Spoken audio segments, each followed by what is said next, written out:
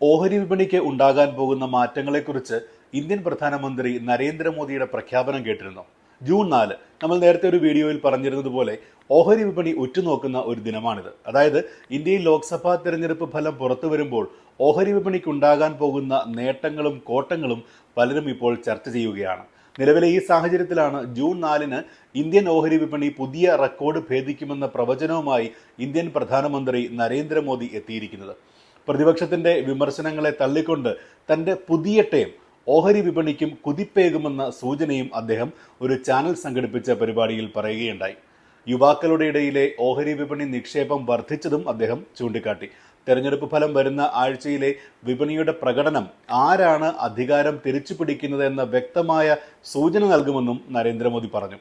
മോദി സർക്കാർ അധികാരത്തിലേറുമ്പോൾ വിപണി 25,000 ലെവലിലായിരുന്നുവെന്നും ഇപ്പോൾ 75,000 ലെവലിൽ എത്തിയെന്നും അദ്ദേഹം ചൂണ്ടിക്കാട്ടുകയുണ്ടായി. പൊതുമേഖലാ സ്ഥാപനങ്ങളുടെ ഓഹരികൾ, പ്രത്യേകിച്ച് ബാങ്ക് ഓഹരികളുടെ വിപണി മൂല്യം ഉയരുകയാണെന്നും അദ്ദേഹം സൂചിപ്പിച്ചു. പൊതു തെരഞ്ഞെടുപ്പിന്റെ 5ാം ഘട്ടം പൂർത്തിയായപ്പോഴായിരുന്നു പ്രധാനമന്ത്രിയുടെ ഏറെ ശ്രദ്ധേയമായ ഈയൊരു പ്രഖ്യാപനമുണ്ടായത്. എന്തായാലും ജൂൺ 4 ഓഹരി വിപണിയിൽ എന്ത് സംഭവിക്കുമെന്ന വ്യത്യസ്തമായ പല പ്രഖ്യാപനങ്ങളും ഇതിനോടകം വന്നു കഴിഞ്ഞു. നിങ്ങളുടെ അഭിപ്രായങ്ങളും കമന്റായി രേഖപ്പെടുത്തുക.